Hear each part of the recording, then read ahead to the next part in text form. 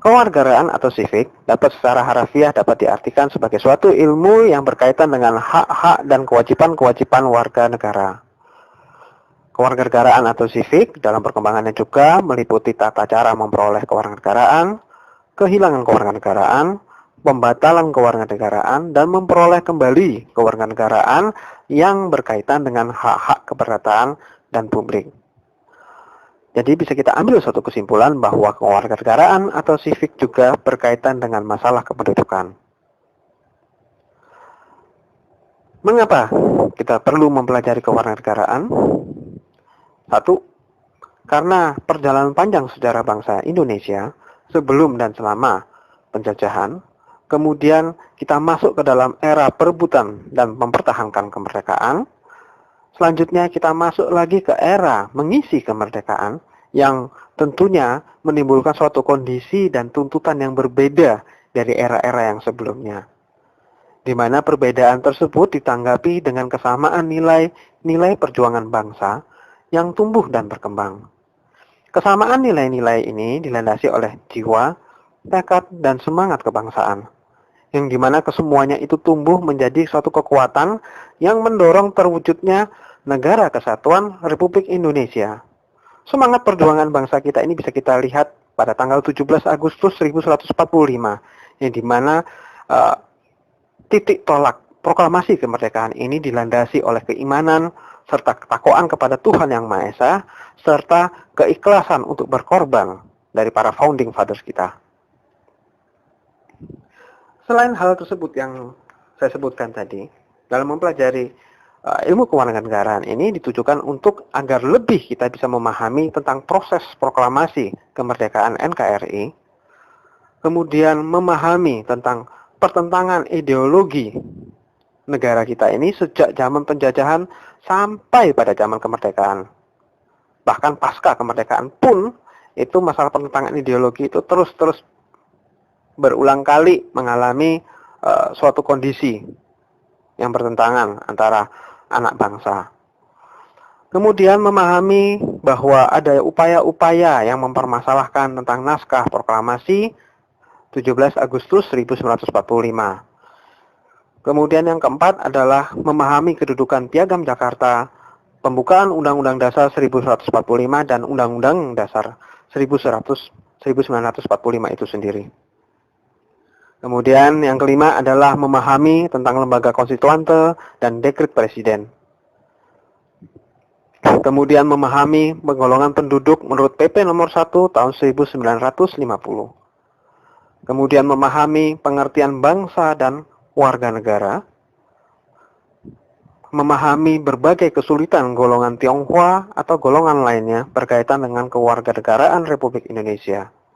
Untuk itu juga kita harus bisa memahami tentang undang-undang kewarganegaraan, undang-undang kependudukan, dan undang-undang penghapusan diskriminasi. Mempelajari mata kuliah kewarganegaraan ini tidak lepas dari kaitan tentang tantangan globalisasi, di mana pada nilai-nilai perjuangan bangsa Indonesia dalam perjuangan fisik merebut, mempertahankan, serta mengisi kemerdekaan telah mengalami pasang surut sesuai dengan dinamika kehidupan bermasyarakat, berbangsa, dan bernegara. Semangat perjuangan bangsa telah mengalami penurunan pada titik yang kritis. Hal ini disebabkan antara lain oleh pengaruh globalisasi. Oleh karena itu, diharapkan generasi penerus, yakni kalian, itu mampu mengatasi hari depan yang senantiasa berubah dan selalu berkaitan dengan konteks dinamika budaya, bangsa, negara, hubungan internasional. Dan pada akhirnya, pendidikan kewarganegaraan yang dimaksud agar kita satu, memiliki wawasan kesadaran bernegara untuk membela negara.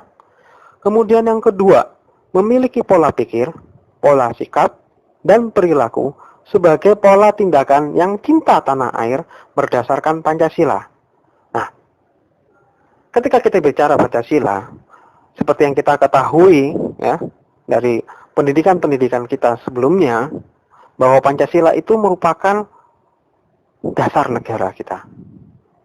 Namun, pada saat ini dikenal dengan suatu istilah baru tentang 4 pilar kebangsaan. Di mana pada 4 pilar kebangsaan ini ada pilar pertamanya adalah Pancasila, pilar keduanya adalah Undang-Undang Dasar 1945, pilar ketiga adalah Negara Kesatuan Republik Indonesia, dan pilar keempat adalah Bhinneka Tunggal Ika. Dasar hukum keberadaan 4 pilar ini, frasa 4 pilar ini adalah pada pasal 34 ayat 3B huruf A Undang-Undang Nomor 2 Tahun 2011 tentang perubahan atas Undang-Undang Nomor 2 Tahun 2008 tentang partai politik atau bisa dikenal dengan Undang-Undang Parpol. Yang dimana pada pasal 34 ayat 3B menyebutkan pendidikan politik sebagaimana yang dimaksud pada ayat 3A berkaitan dengan kegiatan A. Pendalaman mengenai 4 pilar berbangsa dan bernegara, yaitu Pancasila, Undang-Undang Dasar 1945, Bhinneka Tunggal Ika, dan Negara Kesatuan Republik Indonesia.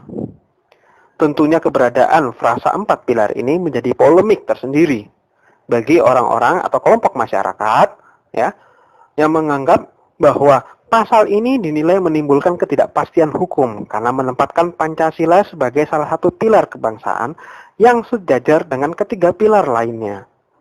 Penempatan Pancasila sebagai pilar merupakan dianggap oleh mereka adalah suatu kesalahan fatal karena Pancasila telah disepakati para pendiri bangsa sebagai dasar negara atau filosofi Grundslag dalam pembukaan Undang-Undang Dasar 1945. Oleh karena itu, oleh MK, dalam putusan MK atau Mahkamah Konstitusi, pada putusannya nomor 100 garing PUU strip 11 Romawi garing 2014 membatalkan frasa 4 pilar berbangsa dan bernegara dalam pasal 34 ayat 3B huruf A Undang-Undang Nomor 2 Tahun 2011 tentang perubahan atas Undang-Undang Nomor 2 Tahun 2008 tentang partai politik terkait Pancasila sebagai pilar kebangsaan. Akan tetapi, bila kita melihat realitas pada saat ini, frasa 4 pilar ini tetap terus digunakan oleh legislatif. Bagaimana kita menyingkapinya? Tentu kita sebagai orang hukum harus melihat bahwa putusan MK sudah membatalkan tentang frasa ini. Dan kita tetap harus beranggapan bahwa Pancasila merupakan dasar dari negara kita. Mengapa hal ini sangat penting sekali? Seperti kita ketahui bahwa ibarat sebuah rumah, sebuah bangunan, pondasi atau dasar itu berbeda dengan pilar. Karena pilar itu berdiri di atas pondasi. Jadi kedudukan Pancasila sebagai dasar negara tentu tidak bisa kita utak-atik. Nah, bagaimana penilaian kalian tentang ini? Saya serahkan kepada kalian sendiri, bagaimana menanggapinya. Terima kasih karena telah menonton video ini, dan terima kasih karena telah mempelajari mata kuliah kewarganegaraan. Sampai jumpa.